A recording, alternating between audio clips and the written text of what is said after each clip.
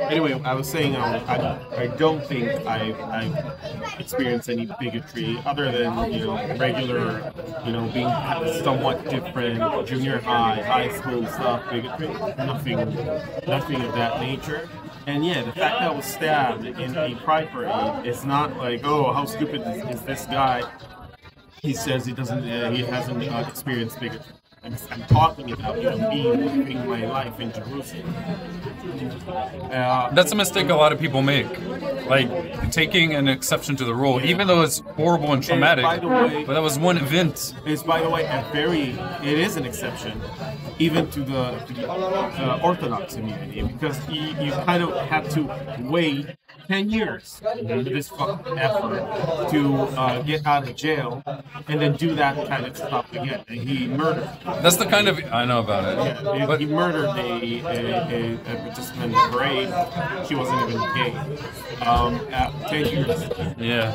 Afterwards, and nothing happened in between.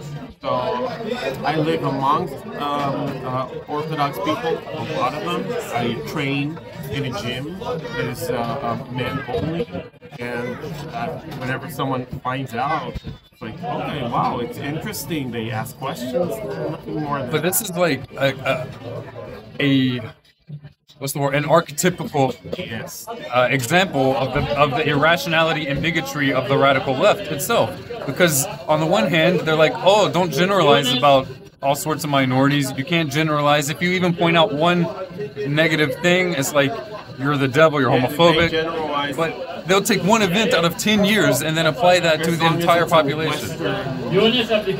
Or religious. Western or religious. Yeah. In Israel, I would say the religious Jews are like the Christians in the United States.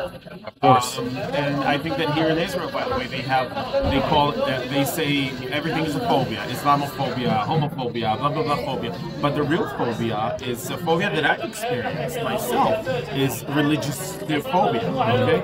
Okay. I think the Israeli left to the secular is hoping, it is terrified by religion, because they think that if you have more religious people and more religious policies, or not even religious policy, right-wing policies, they're going to end up in Iran. I understand that fear. It is a stupid fear. Religious Jews don't operate that way. It's never going to happen, even if they make up like 70%.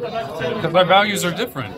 Like even with the death penalty in the Talmud 2,000 years ago, before the Reform movement, before humanism, they had the concept that a Jewish Supreme Court that would put someone to death once in, was it 7 years, was considered an extremist. That's in the Talmud, written like 2,000 years ago. There's no danger of Israel or even the United States, Christians like take over once again.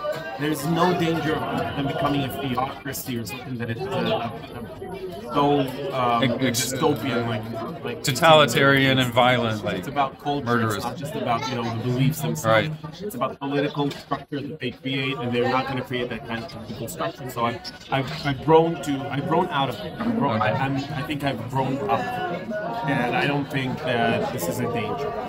So that's basically how I see things in terms of politics. So, if there were anything you could clarify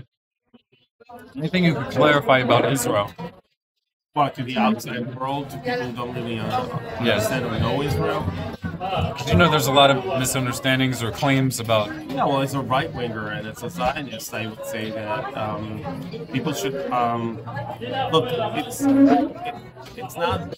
Some people mistake it for a geopolitical struggle. It is geopolitical. We could be friends with the Arab world if we're starting right now. We're becoming friends with them because of geopolitics. So everything that has to do with geopolitics, I think people, if they go into that without any bias, they can understand and learn the situation. They can have a very good grasp of what's going on.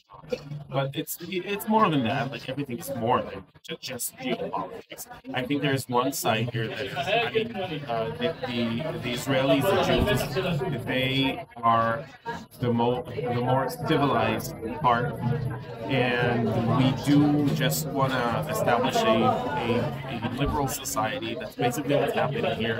And I mean, people. Let me put it this way.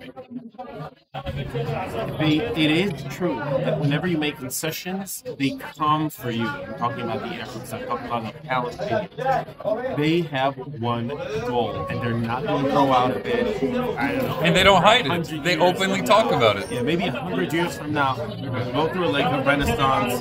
Good for them.